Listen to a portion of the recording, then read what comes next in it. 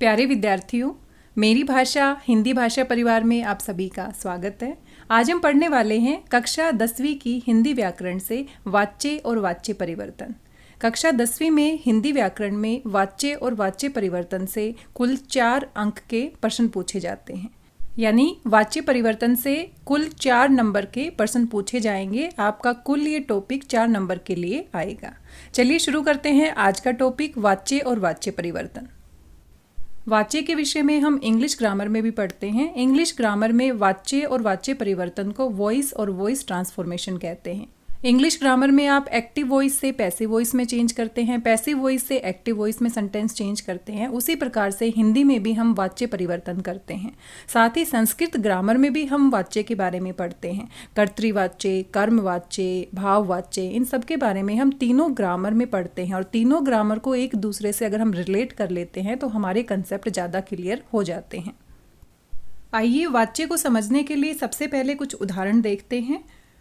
पहला उदाहरण है राम ने पत्र लिखा और दूसरा उदाहरण है राम के द्वारा पत्र लिखा गया और तीसरा उदाहरण है मुझसे चला नहीं जाता।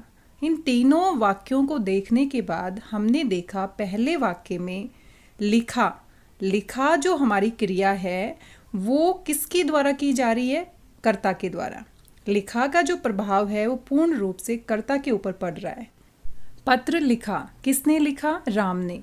तो लिखा जो हमारी क्रिया है उसका पूरा प्रभाव कर्ता के ऊपर पड़ता है, कर्ता की प्रधानता है।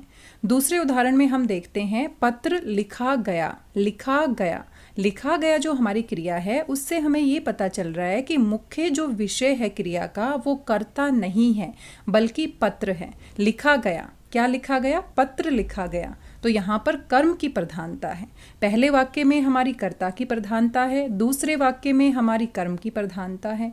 और तीसरे उदाहरण को अगर हम ध्यान से देखते हैं, मुझसे चला नहीं जाता। इस उदाहरण में चला नहीं जाता क्रिया का जो मुख्य विषय है वो ना ही कर्ता है और ना ही कर्म है। यहाँ पर भाव की प्रधानता है और भाव की प्रधानता होने की वजह से क्रिया का जो मुख्य विषय है वो भाव प्रधान है।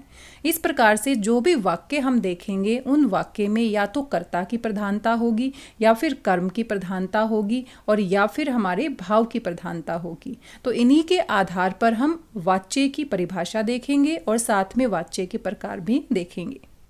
वाच्य के शाब्दिक अर्थ को देखें तो वाच्य का शाब्दिक अर्थ होता है वाणी या कथन। अभी सवाल ये उठता है कि ये कथन किसका है? कथन वक्ता का होता है, जो बोलने वाला होता है। वक्ता के कथन को ही हम वाच्य कहते हैं। यहाँ भी हम 2 वाक्य देख रहे हैं। लड़की ने खाना खाया। दूसरा वाक्य है लड़की से या लड़की के द्वारा खाना खाया गया। अगर इंग्लिश ग्रामर की बात करें तो इंग्लिश ग्रामर में भी आपने पढ़ा है। इस सेंटेंस को अगर इंग्लिश में ट्रांसलेट करते हैं द गर्ल एट फूड, और इसी दूसरे वाक्य को अगर हम इंग्लिश में ट्रांसलेट करते हैं food was eaten by the girl. यहाँ हमारे पहले उदाहरण में लड़की ने खाना खाया। खाया जो क्रिया है उसका मुख्य विषय यहाँ पर लड़की है और लड़की हमारा क्या है? कर्ता। तो इस उदाहरण में हमारा कर्ता प्रधान है। दूसरे उदाहरण की बात करें, खाना खाया गया। तो यहाँ पर जो हमारी क्रिया है उसका मुख्य विषय कर्ता ना होकर बल्कि कर्म है। खाना खाया गया, क्या खाया गया? खाना। हमने एक ही बात को 2 तरीके से कहा है। हमने अपने कथन को, अपनी बात को 2 तरीके से कहा है। लड़की ने खाना खाया और दूसरा तरीका हमने क्या अपनाया है? लड़की से खाना खाया गया। बात वही है लेकिन कहने का तरीका बदल गया है। और कहने के तरीके में पहला जो हमारा उदाहरण है उसमें कर्ता की प्रधानता दिखाई दे रही है और दूसरे उदाहरण में सारा बल विशेष रूप से खाने पे दिया जा रहा है, यानी कर्म पर दिया जा रहा है। कर्ता की प्रधानता यहाँ पर नहीं दिखाई जा रही है। तो इसी प्रकार से हमने अपने वाक्यों को देखना है कि वाक्य में जो क्रिया है उसका प्रभाव कर्ता पर पड़ता है या फिर उसका प्रभाव कर्म पर पड़ता है या फिर उसका प्रभाव कर्ता और कर्म पर ना पड़कर भाव पर पड़ता है। उसी के आधार पर हम वाच्य का प्रकार बता सकते हैं कि किस प्रकार का वाच्य हमारे कथन में कहा गया है। साधारण शब्दों में अगर हम ये कहें कि क्रिया के जिस रूप से हमें ये पता चलता है कि क्रिया का जो मुख्य विषय है या क्रिया का जो मुख्य बल दिया जा रहा है वो कर्ता पर दिया जा रहा है या फिर कर्म पर दिया जा रहा है या फिर भाव पर दिया जा रहा है, उसे हम वाच्य कहते हैं। यानी वाच्य के लिए हमें क्रिया के ऊपर निर्भर रहना है, क्रिया को ध्यान से देखना है कि क्रिया का जो रूप है वो किसके महत्व की ओर बल दे रहा है। अगर हमें ये बात समझ में आ जाती है तो बड़ी आसानी से हम पहचान कर सकते हैं कि हमारा वाच्य किस प्रकार का है। यानी वाच्य को समझने के लिए क्रिया के रूप को समझना बहुत आवश्यक है। अब किसी भी वाक्य में हम क्रिया को 3 प्रकार से प्रयोग कर सकते हैं। सबसे पहले इसके बारे में जानना बहुत ज़रूरी है, क्योंकि तब तक हम छोटी छोटी बातों को नहीं समझेंगे तब तक हम अपने प्रश्नों का हल नहीं कर सकते। आइए देखते हैं कि वाक्य में क्रिया का प्रयोग हम किस किस तरह से कर सकते हैं। कर्ता के लिंग और वचन के अनुसार। वाक्य में कर्ता का जो लिंग होता है और वचन होता है उसी के अनुसार हमारी क्रिया कार्य करती है। उदाहरण के लिए राम आ रहा है, लड़की आ रही है, बच्चे आ रहे हैं। एक वचन के साथ अलग प्रकार से क्रिया लगती है, बहुवचन के साथ अलग प्रकार से क्रिया लगेगी, लड़के के साथ अलग प्रकार से क्रिया लगेगी, लड़की के साथ अलग प्रकार से क्रिया लगेगी। राम यहाँ पर पुल्लिंग है तो हमने लगाया आ रहा है, लड़की यहाँ पर स्त्रीलिंग है तो हमने लगाया आ रही है, और बच्चे यहाँ पर बहुवचन है तो हमने लगाया आ रहे हैं। तो इस प्रकार से छोटी कक्षाओं में भी हमने पढ़ा है कि क्रिया में परिवर्तन आता है लिंग और वचन के अनुसार। दूसरे तरीके में हम देखते हैं कर्म के लिंग और वचन के अनुसार। जो हमारा वाक्य में कर्म होता है उसके अनुसार भी क्रिया कार्य करती है। राम ने आम खाया, राम ने रोटी खाई, राम ने फल खाए। कर्म हमारा पहले वाक्य में आम है तो आम यहाँ पुल्लिंग है तो हमने लगाया खाया। रोटी हमारी स्त्रीलिंग है तो हमने लगाया खाई।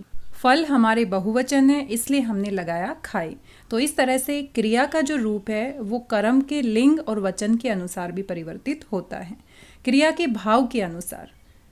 कुछ क्रिया ऐसी होती हैं जिसमें भाव की प्रधानता होती है।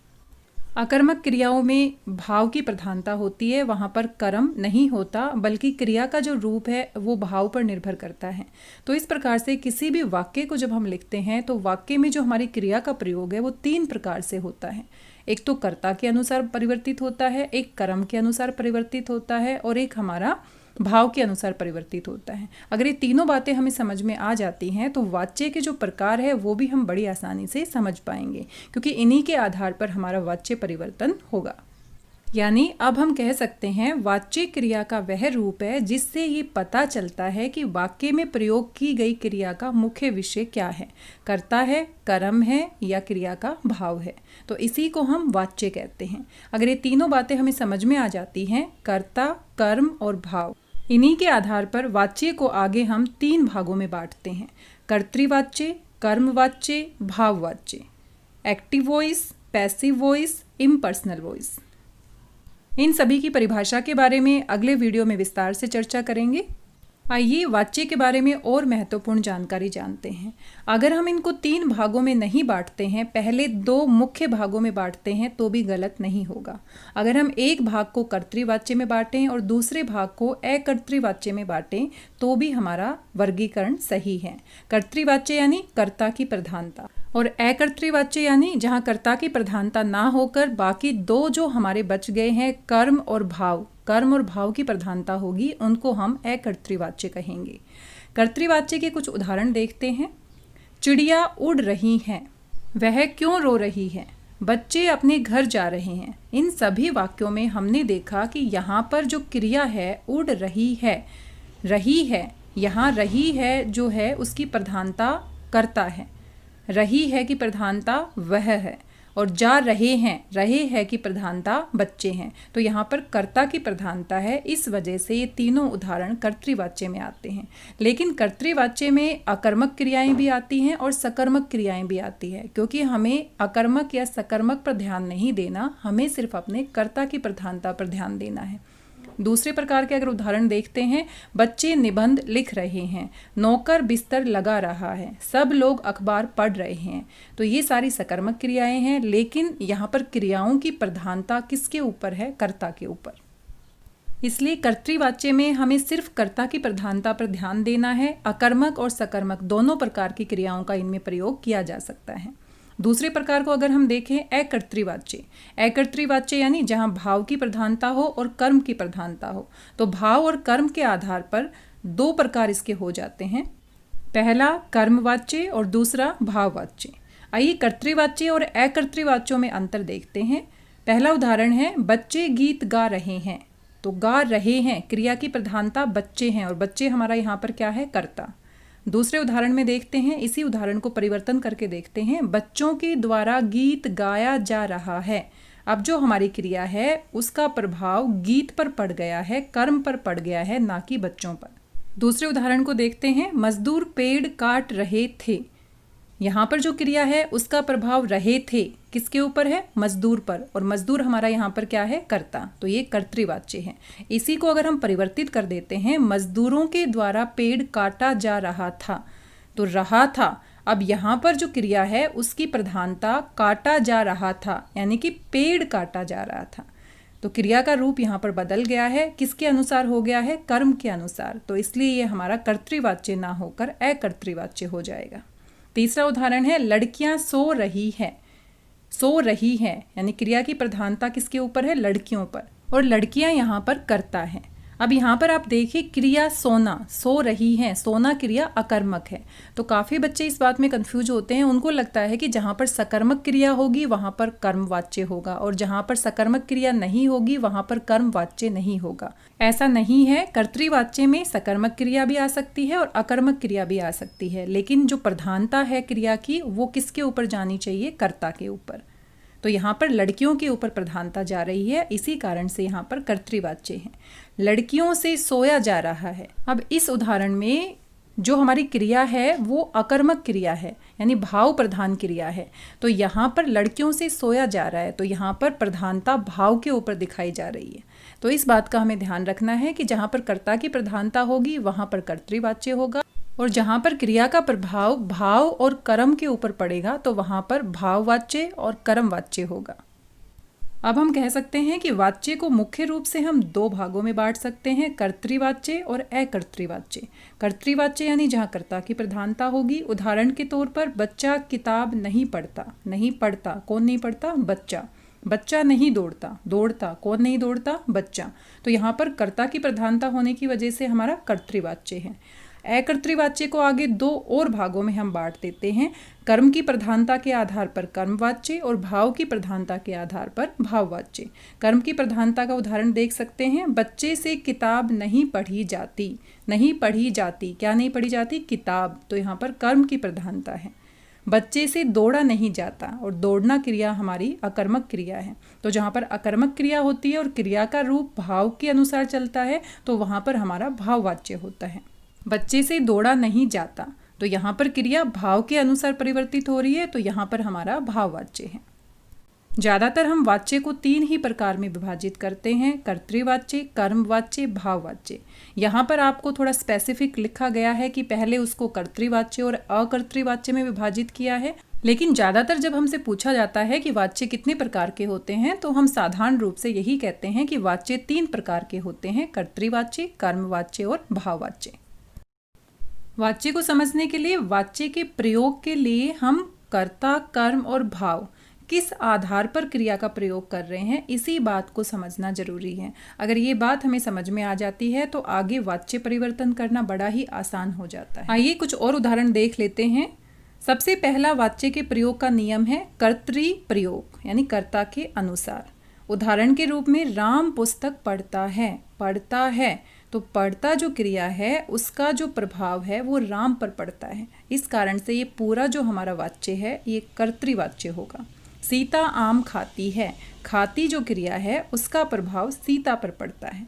इन दोनों उदाहरणों में क्रिया कर्ता के अनुसार चलती है। क्रिया जहाँ पर कर्ता के अनुसार चलेगी वहाँ पर कर्तृवाच्य होगा।